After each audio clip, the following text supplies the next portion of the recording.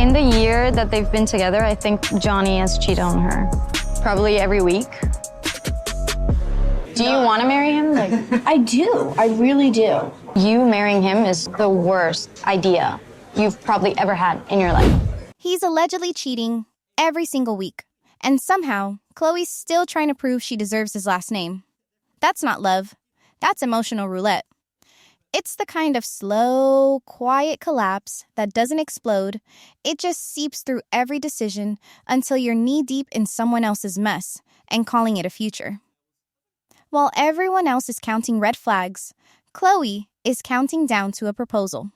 And Johnny? He's not even hiding the power dynamic anymore. This man is playing judge, jury, and fiance all at once. Putting her through test after test like marriage is something she needs to qualify for instead of something they're supposed to build together. Welcome back to TLC Drama Live. I'm Sabrina.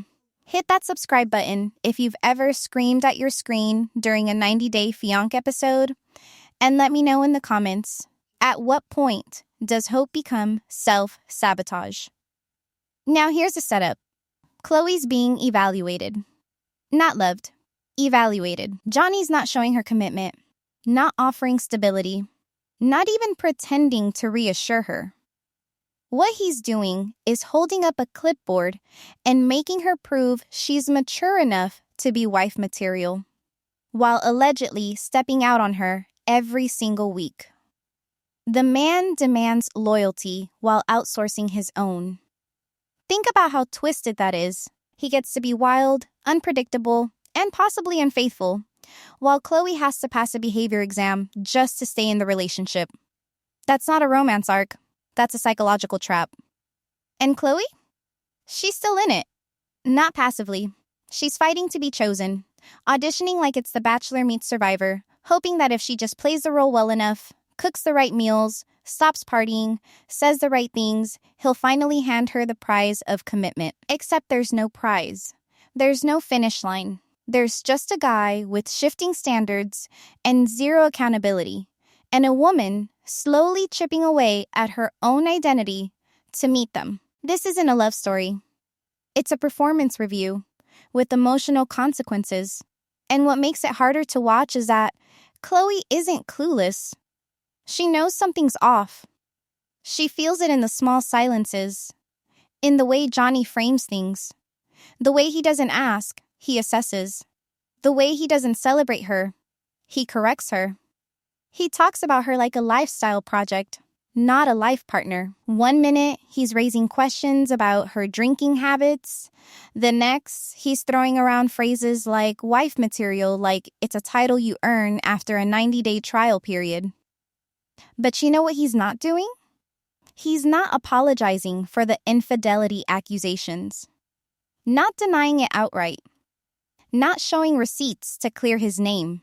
He's shifting the focus, so Chloe forgets the accusations altogether and starts wondering if she's the problem. And that's how this works. That's how gaslighting operates at its smoothest. Don't deny, distract. Don't fix, test. Don't commit, critique. Johnny doesn't need to lie about cheating if he can just keep Chloe busy proving herself. He makes her second-guess her own instincts until even the ugliest behavior looks forgivable if it means she's still in the game. The most dangerous relationships aren't the explosive ones. They're the ones that ask you to change just a little bit more every day until you don't recognize yourself anymore. Now think about this. If a man is allegedly cheating every week, why is Chloe still anchoring her whole future on marrying him? That's the question her friends are screaming. That's the question viewers are whispering. But inside the relationship, Chloe's not hearing that. She's hearing possibility. She's hearing almost. She's hearing maybe if I fix this one last thing. She's also hearing silence because Johnny isn't offering a future. He's offering a test. He's offering rules. Move to Aruba. Stop partying. Prove yourself. And maybe then, He'll make her his wife. He's treating marriage like a job offer that might come through if she doesn't mess up the interview. Meanwhile, he's living like a man who's already got the perks, freedom, attention, and no emotional accountability. That's the game Chloe's in. And right now, she's losing herself trying to win him. What she hasn't realized yet is that the game isn't rigged. It just doesn't end. Because there's always going to be another rule, another behavior to fix, another version of herself to become. And the more she plays, the more he gets to keep the upper hand. But things are about to shift.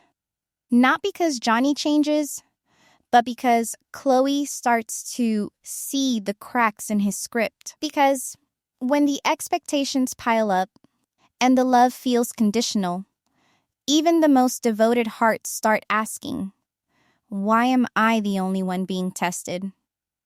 It starts with a soft suggestion, not a rule. Johnny says Chloe should take it easy on the partying now that she's in Aruba. It sounds reasonable.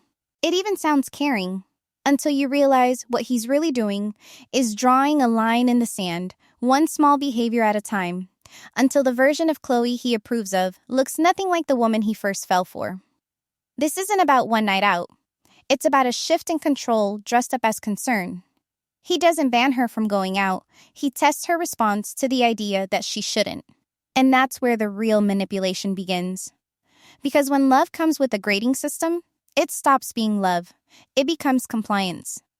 And the most terrifying part? Chloe is taking the test seriously. She moved to a new country for him. Aruba. It wasn't her dream. It was his job. He works on a pirate ship, lives island life, gets the sun and sea and space to roam. But Chloe gave up everything familiar, everything stable, and now she's being told this is her opportunity to prove maturity. That she needs to show she's serious by adjusting her behavior. That she can't party like she used to. That going out with Maria might be a red flag. It's subtle, but the message is clear. If you want a ring, earn it. If you want security, stop being yourself. This is how women get erased, one compromise at a time. What started out as adapting to love slowly turns into sacrificing to stay. Chloe isn't building a future anymore. She's editing herself into a shape that fits Johnny's idea of wife material. She's performing emotional labor for someone who isn't even showing up clean. And the more he withholds approval, the more she works to gain it. This is how conditional love turns into obsession. When affection is linked to behavior, every moment becomes a silent audition. Is she calm enough? Is she disciplined enough? Has she earned another day of being wanted? He doesn't need to raise his voice. He doesn't need to control her openly. Because Chloe's already internalized the test. She's monitoring her own actions now. That's how deep it's gotten. He says it without saying it.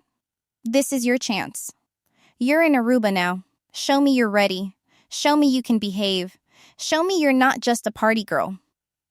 He frames it as growth, as evolution. But what he's really doing is asking Chloe to shrink, to become more manageable. And she's trying. Because she thinks if she passes this, then he'll finally stop pulling away. But what if the test was never designed to be passed in the first place? Because, let's be honest, if a man is still allegedly cheating weekly, then he's not looking for a wife. He's looking for control. He's looking for someone to settle into a quiet, compliant space while he continues to live without restriction. And the wife material test is how he keeps her focused on herself instead of questioning him. The psychology runs deep. Chloe isn't delusional. She's in survival mode. When love feels unpredictable, the brain wants to create stability. So she tells herself, maybe if I just stop going out, maybe if I just cook more, maybe if I stop drinking, prove I'm loyal, smile more, talk less, be better. That's what makes it so hard to leave. She believes the outcome depends on her effort. That love is something you unlock by becoming worthy of it. But it's not. It never was. When you're constantly trying to earn someone's love, you stop noticing they're not giving it freely to begin with. And that brings us to Maria. Because Maria's not watching this as a casual observer. She sees it. She hears Johnny's tone. She watches Chloe rationalize one red flag after another. And she's had enough. But for Chloe, none of this feels alarming. Not yet. This is the stage where women still think they're in control. That they're choosing to change. That it's growth, not submission. So when Chloe tells Johnny about Meatball Night, a simple, silly plan to drink and laugh with Maria, it seems harmless. It should be harmless. But watch Johnny's face. Listen to how fast the conversation turns into another benchmark. Another test of judgment. He won't forbid it. He'll just observe. And Chloe, without realizing it, will brace herself for impact. Because this isn't just about the night out. It's about whether he'll use it against her later. Whether he'll log it as evidence that she failed the wife test again. And what she doesn't know yet is that this particular night, the one she thinks will be fun, the one she thinks will remind her of who she is about to crack everything wide open. Because Meatball Night isn't just drinks and chaos. It's Chloe's last moment of clarity before everything changes. Meatball Night sounds ridiculous, doesn't it? Like something out of a high school sleepover or a throwback girl gang ritual from college. But for Chloe and Maria, it's sacred. It's chaos. It's the one space left where Chloe still feels like herself, where she doesn't have to be the future wife or the mature partner or the girl constantly adjusting her behavior to hold on to a man. On Meatball Night, they drink, they dance, they laugh too loudly, they make bad jokes and wear worse outfits. And for a few hours, Chloe gets to forget that she's under evaluation. It's not about meatballs. It's about reclaiming a sliver of joy. And Johnny hates it. He doesn't say that outright. He plays the concerned boyfriend card, acting like it's all about Chloe's maturity. But let's call it what it is. He fears it. Not the drinking, not the party. He fears Maria. Because Maria doesn't play the game. She doesn't soften her voice when Johnny walks into the room. She doesn't pretend to be impressed by his laid-back charm or island persona. She's not interested in Chloe's filtered version of their relationship. She wants the truth. And she's not afraid to say it. Every abuser hates a friend group they can't manipulate. What makes Aruba dangerous for Johnny isn't the beach or the bar scene. It's the fact that Chloe's surrounded by people who knew him before Chloe ever showed up. This is a small island. Word gets around. Locals know locals. The social ecosystem doesn't allow secrets to stay buried for long. So, while Johnny might be able to control the narrative with Chloe, he can't manage the whispers circling the island. And those whispers? They're getting louder. From the moment Chloe arrives at Meatball Night, the energy shifts. It's playful on the surface, but there's tension underneath. She hasn't seen some of these girls since the last time she visited, back when her mom was helping foot the bill for those thousands and thousands of dollars in dinners. Now things are different. The financial stress is visible. Chloe's working overtime to look put together. But it's clear her life here isn't what she imagined. So when the girls start catching up and ask her what's changed, Chloe tries to laugh it off. She jokes about her mom no longer helping with dinners, how expensive everything is, how she's trying to cook more and spend less. But the truth slips through. The situation has drastically changed. And behind the laughs is something raw.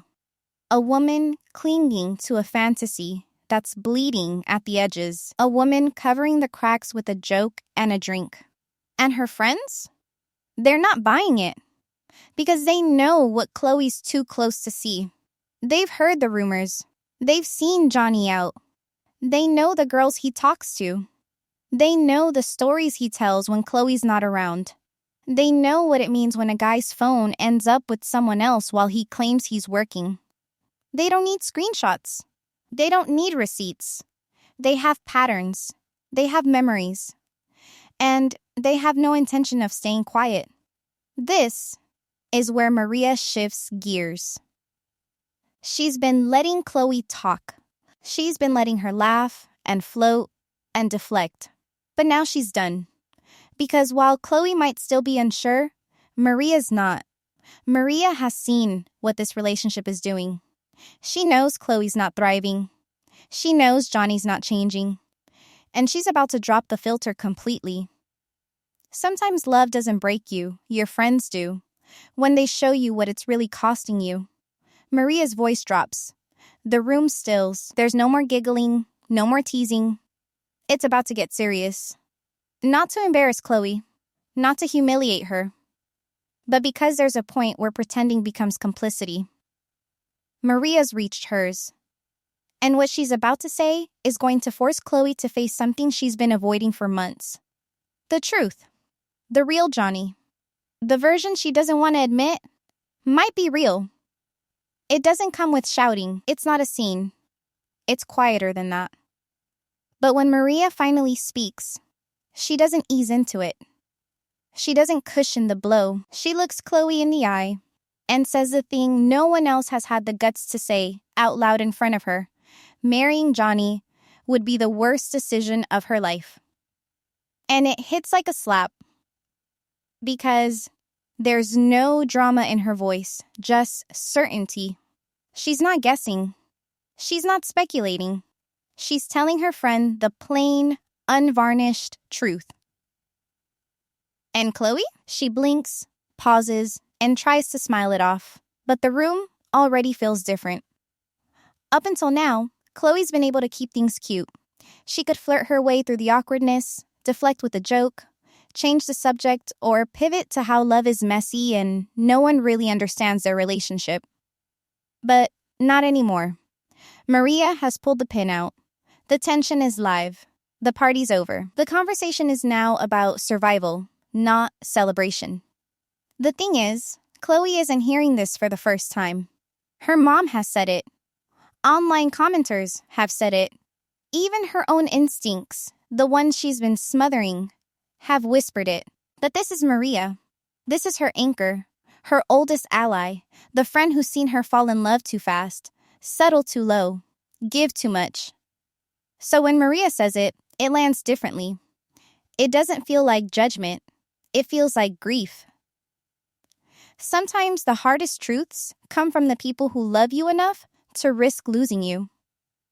Chloe's reaction is automatic. She brushes it off. She tries to joke. She says Maria doesn't know Johnny the way she does. She says things have gotten better. She says she's changed. And Maria just looks at her, quiet, steady, exhausted from repeating the same warning in different words for over a year. Then comes the list. The girls start naming things, one by one. Red flags that Chloe has either ignored, rationalized, or turned into jokes. The way Johnny talks down to her, the rumors about the girls he flirts with, the time he ghosted her for a weekend, the weird stories about where he was, who he was with, why his phone was off. And now, the story Chloe hoped no one would bring up, but of course they do. He said he was at work all day. But his coworker said he wasn't. His phone's location? Not even close. It pinged at the Jolly Parrot, the local bar. But here's the kicker. When someone tried to call him, Kiner, his friend, answered. Not Johnny. Kiner. And that changes everything. Because now, it's not just a suspicion. It's a pattern, a system. A setup where Johnny doesn't even need to lie directly. Someone else can hold his phone, say he's working, cover for him.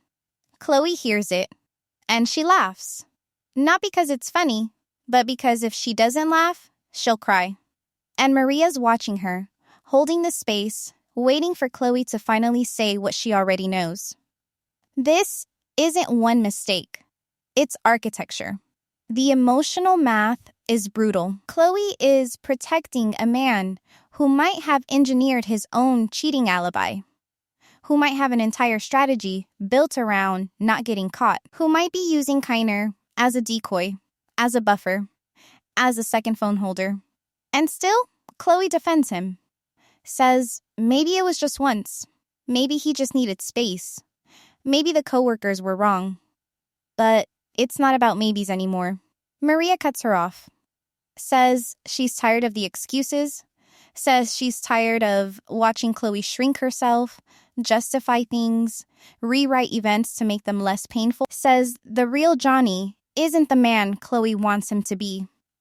Says Chloe's so deep in this performance that she doesn't see how much she's disappeared. Loyalty without boundaries becomes self-erasure. And Chloe? She looks stunned. Not because she didn't know, but because hearing it out loud means she can't unhear it. She can't keep pretending. And maybe for the first time she wonders, if someone else is holding Johnny's phone, who's holding the truth? There is a difference between slipping up and planning it, between a late-night text to the wrong person and a full blueprint for betrayal. And the moment Johnny's name comes up with that strange, too casual sentence, "Jonathan didn't work today," something shifts. Because that sentence didn't come from a jealous ex, or a drunk friend, or someone out for drama.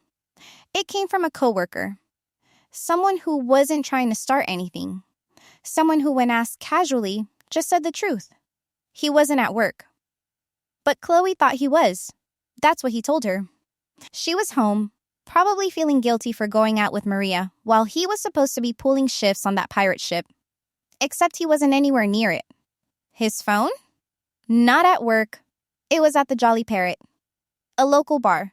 Not just for a drink, not just for a break. For hours. But the detail that sends this from bad to sickening isn't the location. It's who had the phone. It wasn't Johnny. It was Kiner. Kiner, his friend. His alibi.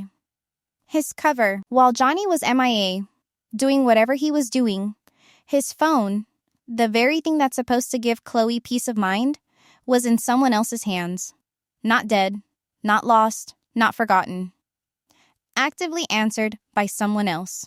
That's not clumsiness. That's coordination. Because if this was one shady night, it would still be bad. But this looks like infrastructure. It looks like Johnny has a system in place. A rotation. A plan. A way to be physically somewhere, emotionally somewhere else, and digitally clean if Chloe checks in. That's not messy. That's polished. Impulse cheating stings. But structured deception kills something deeper. It says, I've done this before. I've practiced. I've protected myself. It says, you don't matter enough for honesty, but you matter enough for control. And that's the wound Chloe keeps walking around with.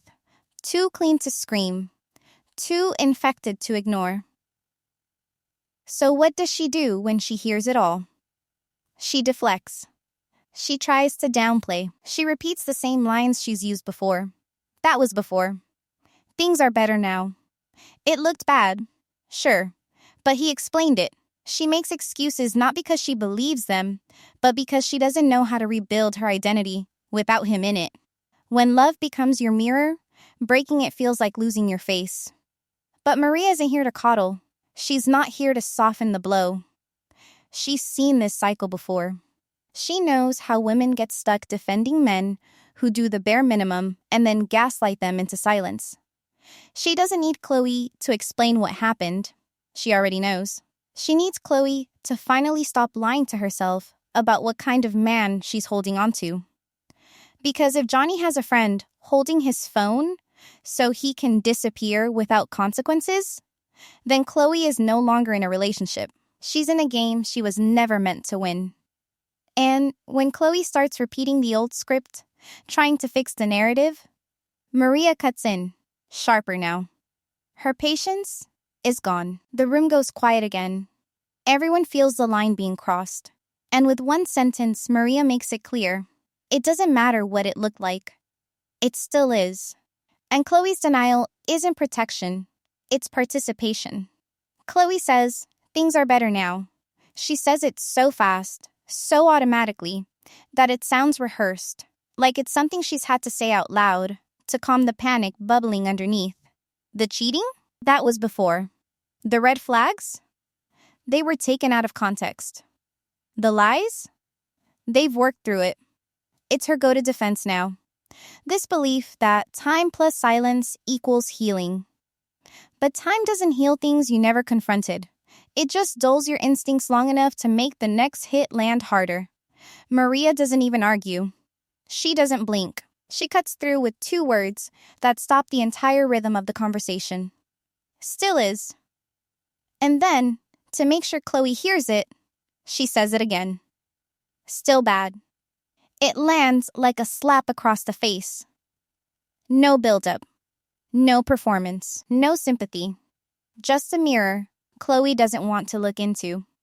Because the problem isn't that things used to be bad, it's that Chloe still believes that getting better means anything when the foundation is already poisoned. She's trapped in the glow of an improvement arc that only exists in her head. A version of Johnny that almost changed. A version of their story that almost turned around, but almost never built anything worth keeping. The truth is, Chloe's not just defending Johnny, she's defending her own hope, her own investment. She moved for this man. She changed her life. She isolated herself from her family, reshaped her identity, bent over backward to keep the illusion alive. And now, to admit it's still bad would mean admitting all of that was for nothing. It would mean admitting she ignored the signs, stayed too long, and got too little in return. And Johnny? He knows it. He thrives off it. Because for someone like him, who feeds off attention, public image isn't just a bonus. It's a drug. The more people around him who believe he's desirable, the more powerful he feels. It's why he doesn't really deny the cheating. Because the suspicion adds to his myth. It keeps Chloe off balance, keeps her working harder, keeps the performance going. That's why guys like Johnny never settle into peace. They need chaos to stay relevant. He doesn't want quiet loyalty. He wants the chase, the attention, the drama. And the moment Chloe steps outside that script, by trusting her own gut, by listening to Maria, by questioning his behavior, he pulls her back with conditional love and vague promises. Marriage. Maybe. If she passes this. If she calms down. If she behaves.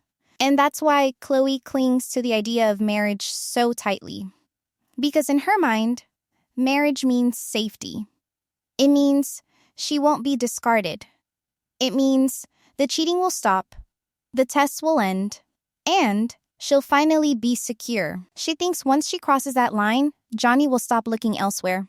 She believes the paper will change the person, that the ritual will force the growth he keeps postponing. But a man who treats love like a game will treat marriage like a reset button.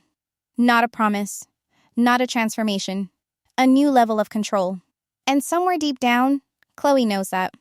But she's tired. Tired of defending. Tired of hoping. Tired of starting over. So she keeps bargaining with herself, rewriting the bad parts, pretending the worst is behind them. She calls it growth. Maria calls it denial. And when Maria asks her, direct, firm, eyes locked, why she's still trying to marry a man who makes her feel like this? That's when Chloe slips. Her answer isn't love. It isn't compatibility. It isn't trust. It's because she needs a work permit. Thousands and thousands of dollars just on dinner. That's how Chloe says it. Almost proudly, like she's trying to keep the fantasy intact, even while it's bleeding out at the seams. But there's no job, no income, no plan. And the moment her mom stops covering the tab, reality crashes in like a wave she wasn't ready for. The parties get smaller. The smiles get tighter. The outfits repeat. And that glowing, sun-soaked dream of island love, it starts to look more like survival in paradise with a guy who won't even commit. This is a part of the story where most people think it's about romance. But it's not. It's about pressure. Pressure to maintain an image. Pressure to stay desirable. Pressure to make it work, no matter how many bills stack up behind the curtain. Chloe isn't just broke, she's trapped. She came here expecting a life. She ended up funding an illusion, hoping that if she just hung on long enough, Johnny would match her effort with security. But he didn't. He hasn't. And he won't. Because Johnny doesn't see the stress. Or maybe he does and chooses not to care. Either way, Chloe's pain is invisible in this relationship. He's still talking about wife material, still setting tests, still withholding the one thing she needs to stabilize her life, a future. And every time she thinks she's getting closer, he moves the finish line. Meanwhile, Chloe is quietly panicking, wondering how much longer she can play this game without completely falling apart. There's a kind of suffering that doesn't scream. It smiles. It hosts. It posts on Instagram. It clinks glasses while silently asking, "How did I get here?" Because when the financial bottom falls out, the fantasy doesn't go with it. Chloe still wants the dream. She still wants the ring, the photo shoot, the happily ever after. And to admit she can't afford the life would be to admit the whole thing's crumbling. So she keeps pretending. She cooks now, talks about budgeting, says things are changing, but the truth is, she's scrambling. And marriage has gone from romantic goal to emergency exit. The work permit becomes the plan, not because of passion, because of paperwork. Chloe tells her friends they've seen an immigration lawyer, that getting married is the easiest way to stay legal. And she says it like it's nothing, like it's normal, like it's not terrifying to realize she's about to legally bind herself to a man who allegedly cheats weekly and hands his phone off to his friends when he disappears. But this is where money distorts everything. When you're broke, exhausted, and alone in another country, marriage stops looking like commitment and starts looking like oxygen. Chloe doesn't need love right now. She needs a way to stay, a way to survive, a way to keep the structure she's built from collapsing under her feet. This isn't a fairy tale. It's a negotiation with reality. And the saddest part? She still wants to believe it'll turn into something real. That if she just goes through with it, Johnny will finally show up the way she hoped he would. That the ring will fix what the relationship never had. That marriage will cover the cracks, stop the rumors, erase the insecurity. That once it's official, she'll finally feel safe. But safety doesn't come from ceremony. It comes from consistency. And Johnny has given her none of that. Still, the appointment is booked. The paperwork is in motion. Chloe is standing at the edge of a decision that looks like stability, but smells like desperation. And no one around her knows how to stop it. Not her friends, not her family, not even Maria. Because the moment you start calling survival a plan, you've already crossed the line between choice and necessity. And Chloe? She's already halfway to that lawyer's office. Chloe says it straight-faced, like it's a simple fact and not the emotional time bomb it is. Marriage is the easiest way to be legal. She says it without flinching, without tears, without apology. And maybe that's what stuns her friends the most. Not the sentence itself, but the weightless way she delivers it. As if getting married is no longer about building a life with someone she loves, but about staying afloat in a place she doesn't want to leave. It's not scandal. It's survival. But that doesn't make it any less devastating. No one yells. No one rolls their eyes. They don't have to. The room freezes in that way only honest silence can do. Chloe tries to keep talking, like if she moves fast enough through the sentence, it won't land. But it does. Everyone hears it. Everyone understands what she's really saying. This relationship isn't about emotional stability anymore. It's about legal status. Staying in Aruba, not staying with Johnny. And that's the shift. Because up until now, everyone has been treating this like a bad relationship, full of cheating allegations, imbalance, manipulation. But what Chloe just admitted reframes the entire thing. This isn't just about a woman trying to hold on to a man who won't commit.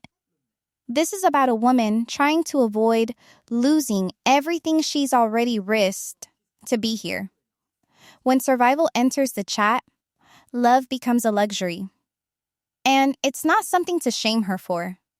Chloe didn't invent the rules. She didn't create the system where being unmarried means instability, where losing a boyfriend might mean losing your housing, your visa, your sense of place. She's not choosing desperation. She's reacting to it. But the reaction is still dangerous. Because marrying a man you already don't trust, just to stay legal, doesn't stabilize you. It anchors you to the thing that's already sinking you. Her friends know this. That's why the looks on their faces shift from frustration to heartbreak. This isn't about Johnny anymore. This is about Chloe's ability to choose anything outside of him. Her finances are gone. Her family support is distant. Her sense of self is fading. And her plan, the one lifeline she still has, is to marry the man who allegedly cheats on her weekly, tests her constantly, and offers no safety outside of a legal loophole. Self-respect doesn't vanish all at once. It's chipped away, decision by decision, until all that's left is survival dressed up as love. And the hardest part? Chloe doesn't even seem convinced herself. She talks about the work permit like it's just one step, one form, one fix. But behind her eyes, the panic is obvious. She's not building a life. She's buying time. She's trying to find a way to stay still in a relationship that's already pushing her to the edge. And the big question no one wants to ask out loud yet: does Johnny even know? Does he know she's pushing for marriage, not because she's convinced he's changed, but because she needs the legal cover? And if he does know, is he using that to keep the upper hand? Is he letting her dangle? Keeping her uncertain so that she keeps chasing his approval?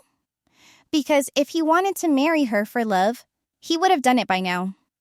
If he believed in the relationship, he wouldn't need her to pass tests. And if he saw her stress, really saw it, he wouldn't be holding stability like a prize she has to earn. Instead, Chloe's on her own, negotiating with herself, rationalizing the emotional toll, reframing red flags as obstacles she can outlast.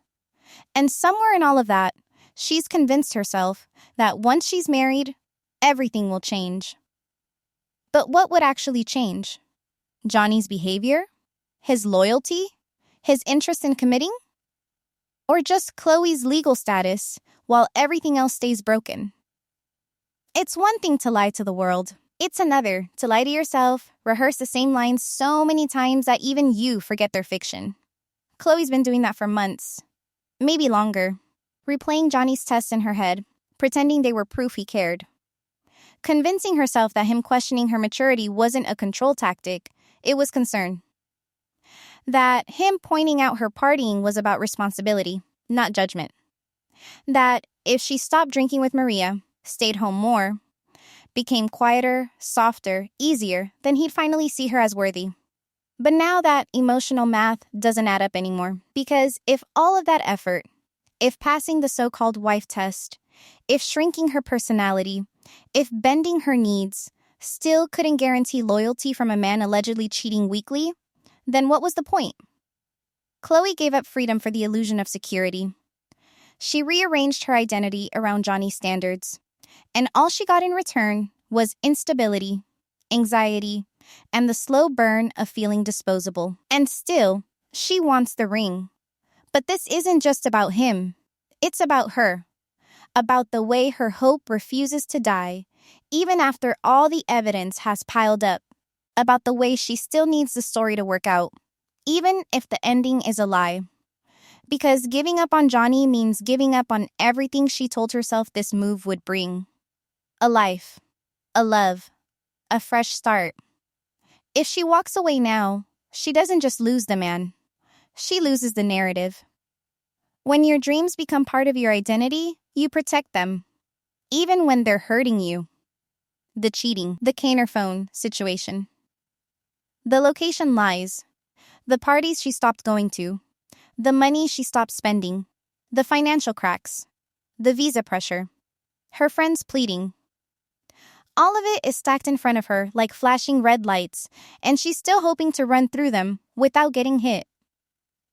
And yet, here's where it gets complicated. Some viewers might still side with Johnny, not about the cheating, but about the concern.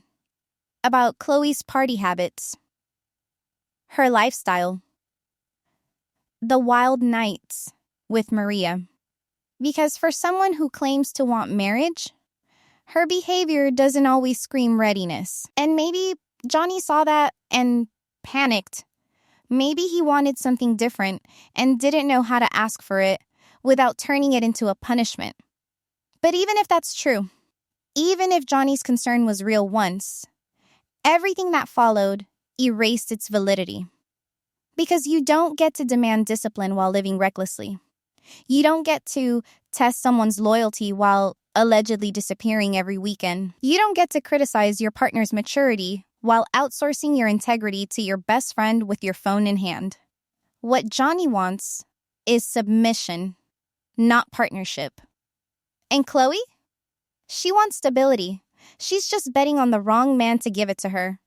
And now that everything's in front of her, laid bare, undeniable, the emotional bill is due. The promises, the hopes, the justifications, they all need payment. And Chloe has nothing left to offer but herself. Her time, her identity, her safety. But there's one question she still won't answer. The one Maria's been asking from the start. The one her silence keeps dodging. If nothing changes after marriage, if the cheating doesn't stop, if the control stays, if the stress gets worse, why are you still doing this? Marriage won't stop the cheating. It won't rewrite the location logs. It won't make Johnny answer his own phone or stop handing it off to Kaner. It won't erase the nights Chloe sat alone trying to figure out if she was the problem. It won't fix the silence that follows every test he gives her.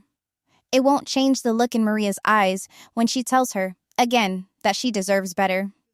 If anything, it'll lock all of it in place. Make it harder to leave, harder to breathe, harder to explain why she said yes when everything inside her screamed run. But Chloe's not weak. She's not foolish. She's exhausted. She's been defending a sinking ship while everyone else is already on the shore. She spent so long trying to earn the kind of love that doesn't need earning, she's forgotten what peace even looks like. She thinks marriage will give her a seat at the table she's always been excluded from, that a ring will finally make her enough. But the truth is, Johnny's pattern doesn't change. He still tests, still disappears, still centers himself in every conversation, while Chloe plays catch up with her own identity. And sometimes, the people on the outside mourn the relationship before the person inside it does. That's what Maria's been doing. That's what her friends have been doing. They've already buried the version of Chloe that used to laugh freely, drink shamelessly, say what she meant without calculating how Johnny might react. They're grieving a relationship that's still alive on paper, but dead in practice. And Chloe?